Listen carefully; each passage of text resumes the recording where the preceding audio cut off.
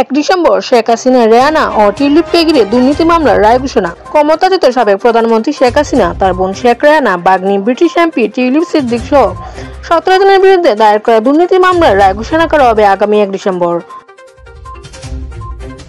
পূর্বাচল নতুন শহর প্রকল্পে শেখ রেহানাকে অবৈধভাবে 10 কাঠা জমি দেওয়ার অভিযোগে মামলাটি করে দুদক। মঙ্গলবার 25 নভেম্বর আদালতের বেঞ্চ সহকারী বেলাল হোসেন জানান, ঢাকার বিশেষ জজ আদালত 4 এর বিচারক মোহাম্মদ রবিউল আলম রাষ্ট্রপক্ষ এবং আসামি পক্ষের যুক্তিতর্কের পর এই তারিখ নির্ধারণ করেন। মামলার সাক্ষীরা জানান, প্রধানমন্ত্রীত্বের ক্ষমতার অপপ্রয়োগ করে জালিয়াতির মাধ্যমে প্লট বরাদ্দ দিয়েছেন শেখ হাসিনা। এতে মূল আসামিদের যাবজ্জীবন কারাদণ্ড হওয়ার সম্ভাবনা আছে বলে জানান দুদকের আইনজীবীরা।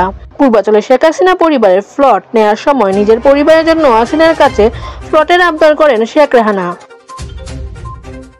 পরে ক্ষমতার অপব্যবহার করা রাজুকের প্লট বরাদ্দের আদেশ দেন তৎকালীন প্রধানমন্ত্রী শেখ হাসিনা। মিথ্যা হলফনামা দিয়ে 10 কাঠা সরকারি জমির মালিক হন রেহানা। এসব অভিযোগে 17 জনের বিরুদ্ধে দুর্নীতি মামলা করে দুদক। 32 জনের সাক্ষ্য প্রদানের পাশাপাশি অবৈধ নির্দেশনামা ও ভুয়া হলফনামা সহ আসামিদের বিরুদ্ধে সকল প্রমাণাদি উপস্থাপন করেন দুদকের আইনজীবীরা। মঙ্গলবার উভয় পক্ষের আইনজীবীদের যুক্তিতর্ক শেষে আগামী 1 ডিসেম্বর রায়ের তারিখ ধার্য করেন ঢাকার 4র্থ বিশেষ জজ আদালত। সাক্ষীদের জবানবন্দিতে উঠে আসে, মায়ের নামে প্লট বরাদ্দের জন্য তৎকালীন প্রধানমন্ত্রীর উপর চাপ প্রয়োগ করেন ব্রিটিশ এমপি টিউলিপ সিদ্দিক। ফলে নিজে প্লট বরাদ্দ না নিলেও মামলার একজন মূল আসামি তিনি।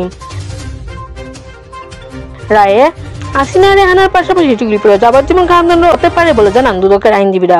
মামলায় একমাত্র গ্রেপ্তার আসামি রাজুকে সাবেক কর্মকর্তা খুরশিদ আলমের আইনজীবী যুক্তিতর্কে বলেন, সরকারি কর্মকর্তা হিসেবে ঊর্ধ্বতনের আদেশ পালনে বাধ্য ছিলেন তিনি। সালমা ইসলাম, দেশ 24 লাইভ, সিলেট।